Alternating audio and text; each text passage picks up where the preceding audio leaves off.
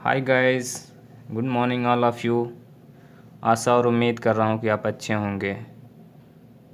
प्यारे बच्चों, class 10th English medium chemistry का ये दूसरा chapter acid base and salt chapter को हम लोग पढ़ रहे हैं। और इस चैप्टर में हम लोग एसिड, क्लासिफिकेशन ऑफ एसिड और उसके chemical, physical properties and uses of acid के बारे में हम लोग पढ़ चुके हैं। इस वीडियो में हम लोग बेस के बारे में स्टडी किया करेंगे प्यारे बच्चों, कि व्हाट इज़ बेस, और बेस को क्लासिफिकेशन करेंगे और इसके यूजेज को पढ़ेंगे, डेफिनीशन पढ़ेंगे, एग्जाम्पल पढ़ेंगे। तो काफ़ी इम्पोर्टेंट है प्यारे बच्चों, ध्यान से इसे समझने की कोशिश कीजिएगा।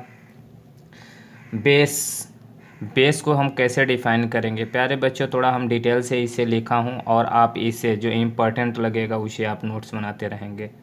बेसिस, देखिए, वी विल नोटिस दैट, आप क्या नोटिस किए होंगे, by mistake if a drop of a soft solution is sucked by you during the bath.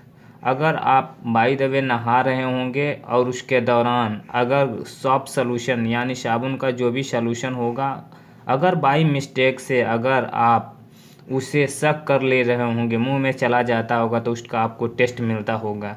It is bitter in taste. तो जो सॉफ्ट सोल्यूशन होता है उसका टेस्ट आपको कैसे लगेगा, बीटर टेस्ट लगेगा, कड़वा लगेगा। Since we know that's soap is a made up of base, तो आप उस क्या जानेंगे, उस टेस्ट के वजह से आपको ये मालूम होना चाहिए कि ये जो सौंप है वो बेस का बना हुआ है, क्षार का बना हुआ है, इसलिए वो बीटर टेस्ट का है। Hence we can say that's base are the bitter in taste. तो हम कह सकते हैं कि बेस जो होते हैं वो बीटर टेस्ट के होते हैं। Chemically bases are metal oxide, अगर हम केमिकली बात करें तो बेस जो होते हैं वे मेटल ऑक्साइड होते हैं या मेटल हाइड्रोक्साइड होते हैं। प्यारे बच्चों, मेटल ऑक्साइड का मतलब आप मेटल ऑक्साइड को देखे होंगे, जैसे मान लीजिए ये सोडियम ऑक्साइड है, ये सोडियम ऑक्साइड है ना, ये देखिए ये मैग्नीशियम ऑक्साइड है। या हाइड्रोक्साइड की बात करें तो ये सोडियम हाइड्रोक्साइड है, ये मैग्नीशियम हाइड्रोक्साइड है। तो ये सब बेस हैं। अगर केमिकली अगर बात करें, वो तो टेस्ट की बेसिस पर बेस को हम डिफ़ाइन किया, लेकिन अगर हम केमिकली कहें तो बेस उसको कहेंगे जो मेटल के ऑक्साइड होते हैं। जैसे मेटल के ऑक्साइड का मतलब यहाँ सोडियम ऑक्साइड है, मैग्नीशियम ऑक्साइड है। तो ये सब बेस हैं केमिकली नेचर से, या इसके हाइड्रोक्साइड को सोडियम हाइड्रोक्साइड कहें, मैग्नीशियम हाइड्रोक्साइड कहें, ये बेस हैं। तो chemically bases are metal oxide are metal hydroxide. Bases and alkalis are same in general sense but practically they are different. तो बेसेस और एल्कली को हम लोग जनरल सेंस में हम इसको सेम समझते हैं, समान आपस में समझते हैं, बट अगर हम इसको प्रैक्टिकली देखें तो इसमें कुछ न कुछ डिफरेंस देखने को मिलता है। जैसे एल्कली आर बेसेस, जितने भी एल्कली होते हैं सभी बेस होते हैं, which are soluble in water, जो वाटर में सॉल्युबल होते हैं। So we can say that all the alkali are bases, अतः कह सकते हैं कि सभी जो एल्कली होते हैं बेस होते हैं। But all the bases are not alkali, लेकिन सभी जो बेस होते हैं एल्कलीज नहीं होते हैं प्यारे बच्चों। इसके बाद हम क्लासिफिकेशन ऑफ बेसिस की बात करेंगे। तो यहाँ पर देखिए, on the basis of strength of basis, यानी बेस की स्ट्रेंथ क्या है, उस बेसिस पर हम बेस को क्लासिफाई करेंगे। और on the basis of acidity of bases, और बेस के एसिडिटी के आधार पर हम बेस को क्लासिफाई करेंगे। Are number of hydroxide ion, यानी उस बेस में हाइड्रोक्साइड आयन की कितनी संख्या है, उस बेस पर भी हम बेस को क्लासिफाई करेंगे। जैसे यहाँ कुछ क्लासिफिकेशन में बता रहा हूँ।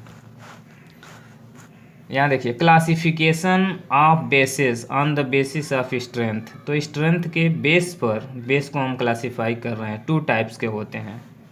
Strong bases, those bases which are fully ionized in a all concentration in aqueous medium and have strong affinity for a proton or strong bases. These are also called alkalis. प्यारे बच्चों, काफ़ी important है, strong base के बारे में जानकारी रखना पड़ेगा। कह रहा है कि those bases which are fully ionized in a all concentrations in aqueous medium, यानी इनको एक्वस मीडियम में अगर डाला जाए तो ये सब फुल आयोनाइज हो जाएंगे। जैसे हम कर रहे हैं यहाँ पर 10NaOH को 10NaOH को अगर हम एक्वस में, एक्वस का मतलब पानी में, जल में अगर डाल रहे हैं तो ये फुल्ली आयोनाइज्ड हो जाते हैं। आयोनाइज्ड का मतलब 10Na प्लस और 10OH माइनस हाइड्रोक्साइड आयन, तो ये कहेंगे फुल्ली आयोनाइज्ड हो गए हैं, है ना। तो इनकी कंसंट्रेशन तो यहाँ 10 है, लेकिन अगर हम कहें नहीं 90NaOH लिया जाए, 90NaOH लिया जाए, इनको एक्वस में पानी में डाला जाए तो इनका भी 90Na प्लस बना लेगा और प्लस 90 हाइड्रोक्साइड आयन बना लेगा, हाइड्रोक्साइड। तो ये फुल्ली आयोनाइज्ड हो जा रहा है। इनकी कंसंट्रेशन यहाँ कम है, इनकी कंसंट्रेशन यहाँ ज़्यादा है। तो एक्वस में इनकी कम कंसंट्रेशन डालिए चाहे ज़्यादा कंसंट्रेशन, ये फुल्ली आयोनाइज्ड हो जाएंगे। फुल्ली आयोनाइज्ड मतलब टोटली रूप से ये आयोनाइज्ड हो जाएंगे, आयंस में कन्वर्ट हो जाएंगे, इसलिए इन्हें हम स्ट्रॉन्ग बेस कहते हैं। और these are also called alkalis, और इन्हें एल्कलीज भी कहते हैं। यहाँ कुछ एग्जांपल दिया गया है सोडियम हाइड्रोक्साइड का। तो सोडियम हाइड्रोक्साइड है, इसके नीचे लिखना चाहिए प्यारे बच्चों, आप लिखेंगे इस केमिकल सब्सटेंस के नीचे, इस बेस के नीचे लिखेंगे सोडियम हाइड्रोक्साइड। सॉलिड की स्टेट में होती है, जब इसको वाटर में डाला जाता है तो ये आयोनाइज्ड हो जाता है। सोडियम आयन एक्वस बना लेता है, हाइड्रोक्साइड आयन एक्वस बना लेता है। प्यारे बच्चों, जिस पर आयन्स होते हैं उसको एक्वस के रूप में लिखा जाता है। क्यों? क्योंकि अब वह जल के साथ एक, है ना, एक्वस के रूप में बना लिए हैं। ये इनकी साइज छोटी होने के नाते इसे एक्वस कहते हैं। पोटेशियम हाइड्रोक्साइड है, ये भी सॉलिड है, इनको भी वाटर में डिजॉल्व करेंगे तो सोडियम पोटेशियम आयंस और हाइड्रोक्साइड आयन मिलेंगे एक्वस के फॉर्म में, ये भी डिजॉल्व हो जाए। तो ये लिथियम हाइड्रोक्साइड है, लिथियम आयन और हाइड्रोक्साइड आयन में, तो ये टोटली आयोनाइज्ड हो जाते हैं, इसलिए इसको स्ट्रॉन्ग बेस कहेंगे। अगला प्यारे बच्चों, weak base do not ionise completely and to give hydroxide ion in water and have weak affinity for protons are called weak bases. They have very few hydroxide ion in aqueous medium. प्यारे बच्चों, ये जैसे इसमें कुछ लिखा है, जैसे ammonium hydroxide है, जल में इसको डिजॉल्व किया जा रहा है। अमोनियम हाइड्रोक्साइड है, NH4OH है, इसको वाटर में डिजॉल्व किया जाता है। तो वाटर में डिजॉल्व करेंगे तो इसे अमोनियम आयन बनाएगा और प्लस हाइड्रोक्साइड आयन बनाएगा। अब क्या होता है कि इसके अगर इसके हम 100 मॉलिक्यूल्स अगर हम डालते हैं जल में, तो 100 में से मात्र इसमें से 40 आयन टूटेगा, 40 ही टूटेगा, 60 लेफ्ट हो जाएगा, बच जाएगा। 60 NaOH4 आयन जो होगा, अमोनियम हाइड्रोक्साइड आयन है, ये आयनित नहीं होगा, ये आयोनाइज्ड नहीं होगा। कुछ ही इसके पोर्शन एक्वस में सॉल्यूशन में आयोनाइज्ड होते हैं। जैसे 100 में से मात्र 40 ही ब्रेक डाउन हुआ, बाकी 60 नहीं हुआ, तो इसे हम कहेंगे वीक बेस। और इसमें आगे ये भी लिखा है and have week affinity for proton, यानी इसके पास वीक एफिनिटी होती है प्रोटॉन को एक्सेप्ट करने की, इसलिए ऐसे हम बेस को वीक बेस कहते हैं। जैसे यहाँ लिखा गया है अमोनियम हाइड्रोक्साइड है, अमोनियम आयन हाइड्रोक्साइड आयन में मैग्नीशियम हाइड्रोक्साइड है, तो ये अगर इससे हम इसके मॉलिक्यूल्स जितने भी प्रेजेंट होते हैं टोटली आयनित नहीं होते हैं, कुछ ही पार्ट आयोनाइज्ड होते हैं। 100 में से 40 आयोनाइज्ड हो जाएगा, 100 में से 50 हो जाएगा, 60 हो सकता है, 20 हो जाएगा, 25 हो जाएगा, टोटली आयोनाइज्ड नहीं होते हैं। तो इसको एग्जाम्पल में आप याद रखेंगे। Classification of basis on the basis of acidity of bases, base के एसिडिटी के आधार पर हम लोग बेस के क्लासीफाई करने चल रहे हैं। यहाँ mono acidic bases which can give 1 hydroxide ion dissociation on dissociation और can neutralize 1 hydrogen ion of an acid. तो प्यारे बच्चों, ये जैसे मोनो एसिडिक बेसिस है, ये मोनो एसिडिक बेसिस को हम कैसे समझेंगे? इसमें देखिए ये पोटेशियम हाइड्रोक्साइड है और इसको जब आयनित करेंगे तो ये इसमें 1 हाइड्रोक्साइड है और ये हाइड्रोक्साइड होने की वजह से केवल एक ही प्रोटॉन को ये न्यूट्रलाइज कर सकता है ना, एक ही प्रोटॉन को न्यूट्रलाइज कर सकता है, इसलिए इसकी जो एसिडिटी है वो 1 होगी। इसकी एसिडिटी, तो इसको मोनो एसिडिक बेस कहेंगे। क्यों? क्योंकि इस पोटेशियम हाइड्रोक्साइड में केवल एक ही हाइड्रोक्साइड आयन है और एक ही हाइड्रोक्साइड आयन केवल एक ही प्रोटॉन को न्यूट्रलाइज करेगा, इसलिए इसको हम लोग मोनो एसिडिक बेस कहेंगे। जैसे अमोनियम हाइड्रोक्साइड है, तो अमोनियम हाइड्रोक्साइड में भी एक ही बेस है, एक ही OH हाइड्रोक्साइड आयन है और ये केवल एक ही प्रोटॉन को न्यूट्रलाइज करेगा। तो उसमें जितने हाइड्रोक्साइड उपस्थित होंगे उसी के आधार पर इस बेस को हम लोग कहते हैं एसिडिक कैरेक्टर्स। तो एक हाइड्रोक्साइड आयन है सब में, इसलिए इसको मोनो एसिडिक बेस कहेंगे। डाई एसिडिक बेस किसको कहेंगे? विच can give 2 hydroxide ion on dissociation, जो डिसोसिएशन पर 2 हाइड्रोक्साइड आयन देते हो। जैसे मैग्नीशियम हाइड्रोक्साइड है, मैग्नीशियम हाइड्रोक्साइड है, इसको डिसोसिएशन कराएंगे तो मैग्नीशियम आयन दे देगा प्लस 2 हाइड्रोक्साइड आयन। ये देखिए, एक हाइड्रोक्साइड ऑन एक हाइड्रोक्साइड, ये 2 हाइड्रोक्साइड आयन देगा, अर्थात इसी को या करके लिख सकते हैं 2 हाइड्रोक्साइड आयन। तो जो बेस 2 हाइड्रोक्साइड आयन देगा, है ना, उसकी एसिडिटी कितनी होती है? 2 होती है। तो यहाँ देखिए डाई एसिडिक बेसेस होंगे। ट्राई एसिडिक बेसेस, तो which can give 3 hydroxide ion on dissociation and can neutralise 3 protons ion या 3 हाइड्रोजन आयंस। तो ये देखिए फेरिक हाइड्रोक्साइड है और एल्युमिनियम हाइड्रोक्साइड है, इसमें 3 हाइड्रोक्साइड आयन है, इसलिए ये 3 प्रोटॉन को या 3 हाइड्रोजन आयन को न्यूट्रलाइज करेंगे, है ना, इसलिए इसको ट्राई एसिडिक बेस कहेंगे। Physical properties of bases, base की फिजिकल प्रॉपर्टीज को देख क्लियर कीजिए। यहाँ पर बीटर इन टेस्ट, तो बेस जो होते हैं बीटर टेस्ट के होते हैं। Bases are bitter in taste like soap, जैसे आप सोप को थोड़ा सा टेस्ट करेंगे तो आपको बीटर टेस्ट लगेगा। Milk of magnesia, milk of magnesia का फार्मूला प्यारे बच्चों मैग्नीशियम हाइड्रोक्साइड होता है, ये इंपॉर्टेंट है, कंपटीशन से लेकर बोर्ड में भी पूछा जाता है। तो ये जो है ये इनका टेस्ट जो होता है बीटर होता है, इसलिए ये बेस है। मिल्क ऑफ मैग्नीशिया, है ना, मैग्नीशियम हाइड्रोक्साइड है। सोपी इन टेस्ट, इनका जो टेस्ट होता है सोपी होता है। जैसे दे गिव्स स्लिपरी या सोपी फील व्हेन वी टच, जब आप इसे टच करेंगे तो बिल्कुल सोपी टेस्ट आएगा आपको, सोपी स्लिपरी बिल्कुल चिकना है। जैसे साबुन को आप छूते हो तो बहुत ही चिकना मुलायम से लगता है, तो ये उनका टेस्ट है कि सोपी टेस्ट होते हैं बेस का। अगला है corrosive in nature, they are corrode various things like a wood paper and our skin. कभी कभी बेस जो होते हैं वुड को, लकड़ी को, पेपर को और आवर स्किन, अपने स्किन को भी ये कोरोड कर सकते हैं, क्षरण कर सकते हैं, थोड़ा खुरदुरा बना सकते हैं ये बेस जो होते हैं।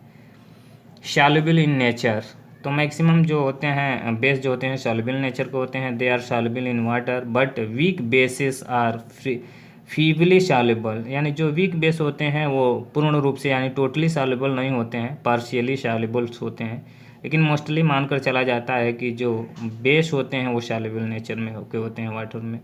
Like magnesium hydroxide is a very feebly soluble, तो मैग्नीशियम हाइड्रोक्साइड एक वीक बेस है और ये वाटर में थोड़ा सा फीबली सॉल्युबल होता है।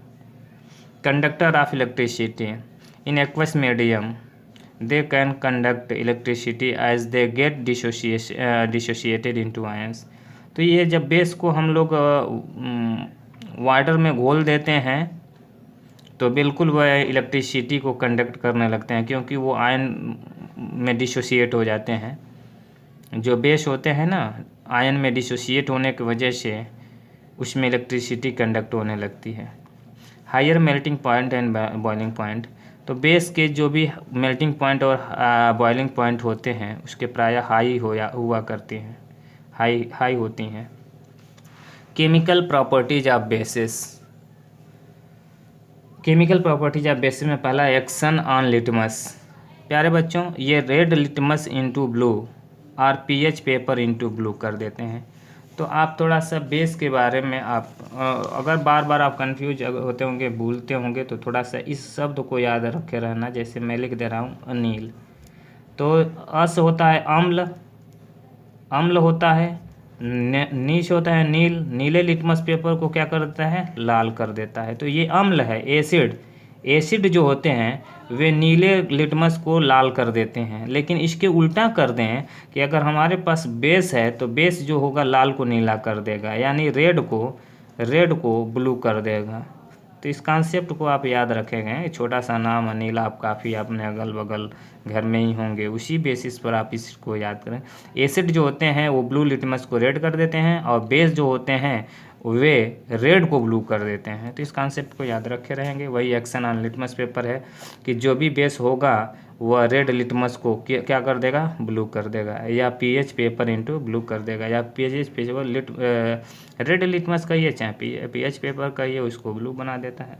रिएक्शन विथ इंडिकेटर्स, कुछ इंडिकेटर्स होते हैं प्यारे बच्चों, उसके साथ अगर रिएक्शन किया जाता होता है तो क्या होता है, तो बेस होते हैं चेंज कर देते हैं। जैसे फिनोप्थेलिन इनटू पिंक, तो फिनोप्थेलिन के साथ रिएक्शन कराया जाए, फिनोप्थेलिन एक इंडिकेटर है प्यारे बच्चों, और फिनोप्थेलिन की रिएक्शन अगर हम किसी बेस की कराएंगे तो पिंक में कलर कन्वर्ट कर देगा।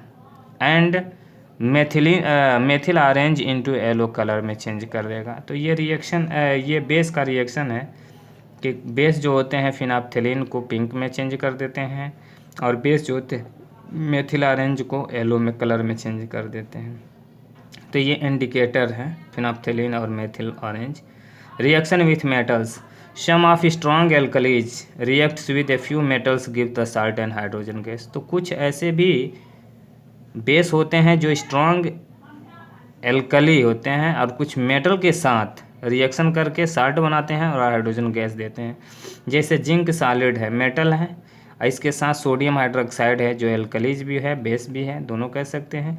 ये बिल्कुल जिंक के साथ रिएक्शन करके हाइड्रोजन गैस प्रोड्यूस करता है, और साथ ही साथ सोडियम जिंकेट बनाता है, Na2ZnO2 सोडियम जिंकेट बनाता है। और एल्युमिनियम के साथ अगर रिएक्शन कराते हैं सोडियम हाइड्रोक्साइड को, तो ये रिएक्शन करके सोडियम एल्यूमिनेट बना लेता है, NaAlO2 के पहले 2 से मल्टीप्लाई करेंगे बैलेंस करने के लिए, और इसमें भी हाइड्रोजन गैस बनेगा, तो ये सोडियम एल्यूमिनेट बनेगा। तो जब एल्युमिनियम को जैसे सोडियम हाइड्रोक्साइड को जल में घोलकर और उसमें एल्युमिनियम के रिएक्शन कराएंगे, तो बिल्कुल यहाँ पर सोडियम एल्यूमिनेट बनेगा जो एक साल्ट है, और हाइड्रोजन गैस बनेगा। ये रिएक्शन विथ मेटल का है। ये कैरेक्टरिस्टिक्स ऑफ बेस हैं। ऐसे कैरेक्टर्स को याद करना पड़ता है प्यारे बच्चों। अगला है इसमें reaction with non metal oxide. तो कुछ बेस के रिएक्शन को देखिए जो ये नॉन मेटल है, जैसे कार्बन है, सल्फर है, कार्बन है, तो ये नॉन मेटल है। और ये नॉन मेटल के ऑक्साइड है, कार्बन डाइऑक्साइड, सल्फर डाइऑक्साइड है, कार्बन डाइऑक्साइड है। तो जो भी ये ऑक्साइड मैं यहाँ ले रखा हूँ, ये सभी जो है नॉन मेटल के ऑक्साइड है। नॉन मेटल के ऑक्साइड को हम किससे रिएक्शन करा रहे हैं, बेस से रिएक्शन करा रहे हैं। तो क्या होता है, तो रिएक्शन को देखिएगा। यहाँ जैसे कैल्शियम हाइड्रोक्साइड है, बेस है, और नॉन मेटल के ऑक्साइड कार्बन डाइऑक्साइड है। जब इसका रिएक्शन कराएंगे तो कैल्शियम कार्बोनेट बनेगा, सॉल्ट बनेगा और वाटर बनेगा।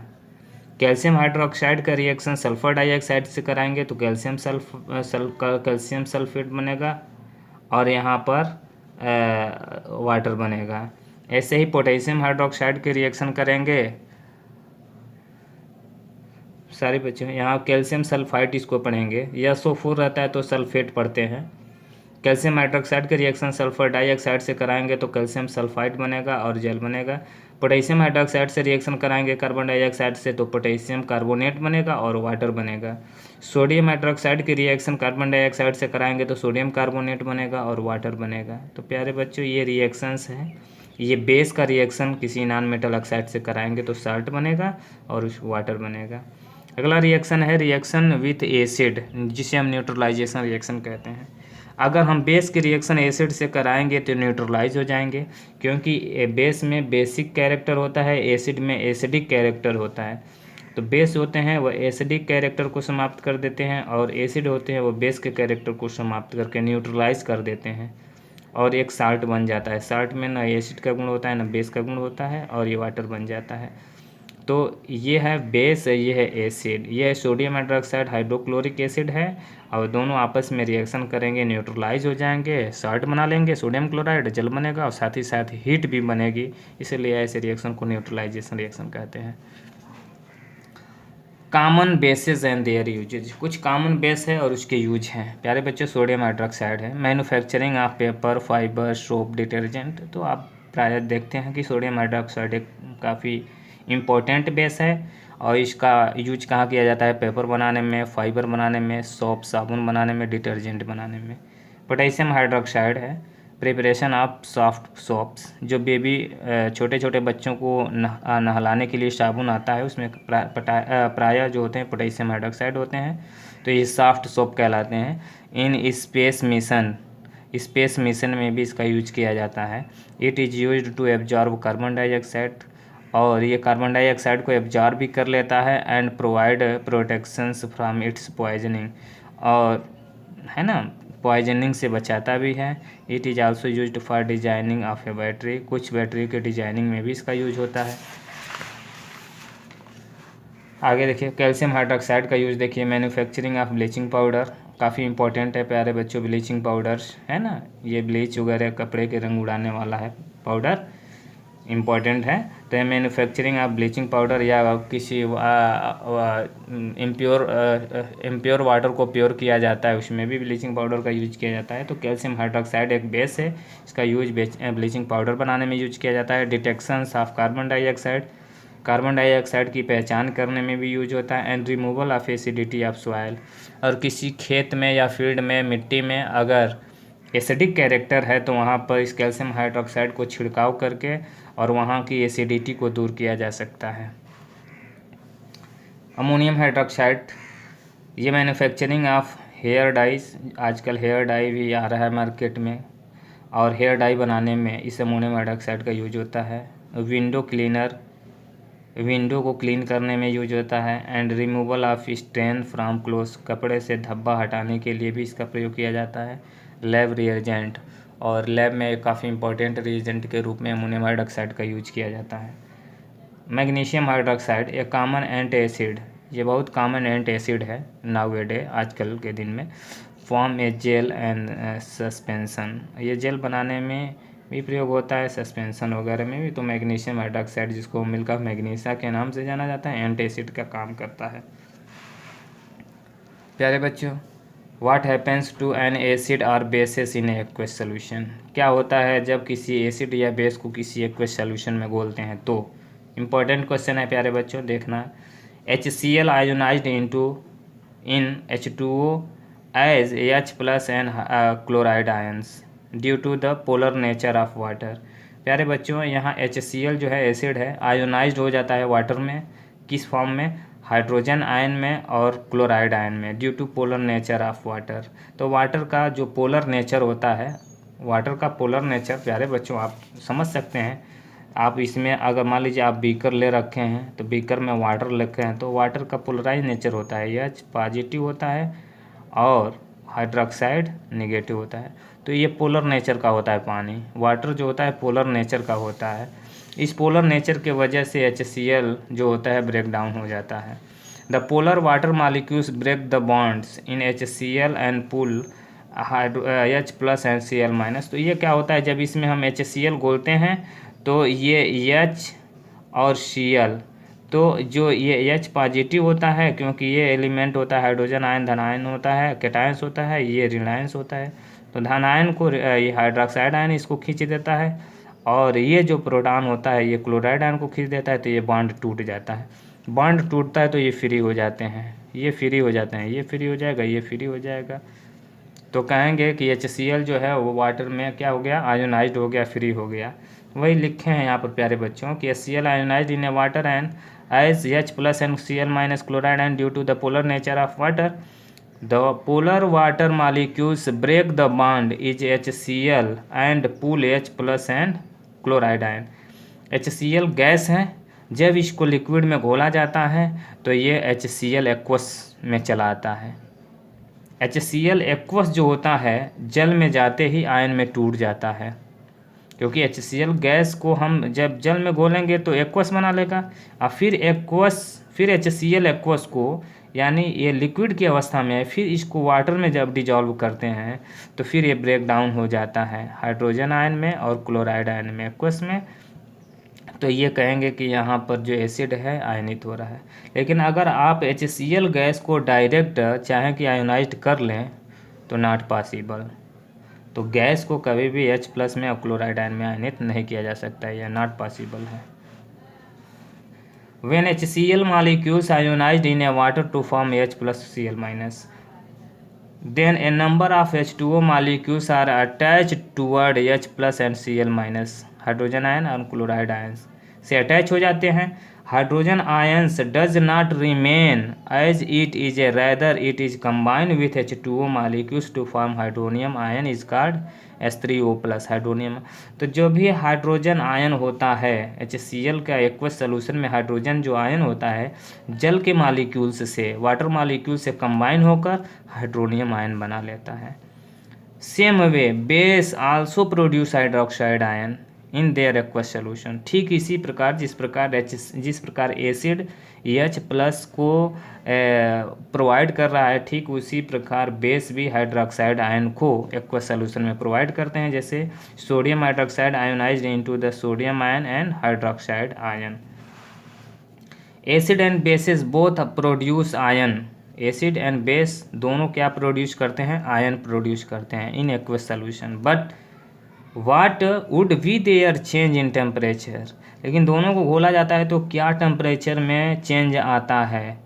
डिसोसिएशन ऑफ एनी एसिड और base in a water is highly exothermic in nature. प्यारे बच्चों, वाटर में जब हम एसिड या बेस को डिसोसिएट करते हैं, डिजॉल्व करते हैं, तो हाईली अमाउंट में हीट बाहर निकलती है, इसलिए इसको हम ऐसे अभिक्रियाओं को, ऐसे रिएक्शन को, ऐसे चेंजिंग को एक्जोथर्मिक नेचर का कहते हैं। It can be verified through some activities. तो कुछ एक्टिविटीज़ है प्यारे बच्चों, आप बुक में देखेंगे। यहाँ पे देखिए कुछ strength of acid and base, जिसको हम pH वैल्यू कहकर पढ़ेंगे। Strength of acid and base. Before learning about the strength of acid and bases we must know how concentration is expressed for different solution. तो acid और base के strength को पढ़ने से पहले, है ना, कंसंट्रेशन को एक्सप्रेस करने का तरीका समझेंगे कि डिफरेंट सॉल्यूशन की कंसंट्रेशन को कैसे हम एक्सप्रेस करेंगे। Concentration generally measured in the term of molarity. Molarity होता है जिसको m से रिप्रेजेंट करते हैं। मोल प्रति लीटर सॉल्यूशन जो होता है, मोल पर लीटर सॉल्यूशन को मोलरिटी कहते हैं। पहले इसको समझेंगे। The number of moles of solute present in 1 litre of solution, यानी 1 लीटर सॉल्यूशन में जो भी सॉल्यूट होंगे उसके कितने मोल्स हैं प्रेजेंट, उसी को मोलरिटी कहते हैं। Concentration of solution is represented in A square bracket. प्यारे बच्चों, ये जो स्क्वायर में ब्रैकेट बना रहा हूँ, कैपिटल ब्रैकेट, तो इसका मतलब होता है कंसंट्रेशन का ये रिप्रेजेंटेशन है। एग्जाम्पल में concentration of hydrogen ions can be represented as, ये देखिए प्यारे बच्चों, हाइड्रोजन आयन कंसंट्रेशन, इसको ऐसे पढ़ेंगे, hydrogen ion concentration. The water is very weak electrolytes, ये काफ़ी वीक इलेक्ट्रोलाइट्स होता है प्यारे बच्चों, काफ़ी आयनित नहीं होना चाहता है, ये काफ़ी वीक इलेक्ट्रोलाइट्स है। Which is dissociate very weekly two gives hydrogen ion and hydroxide ion.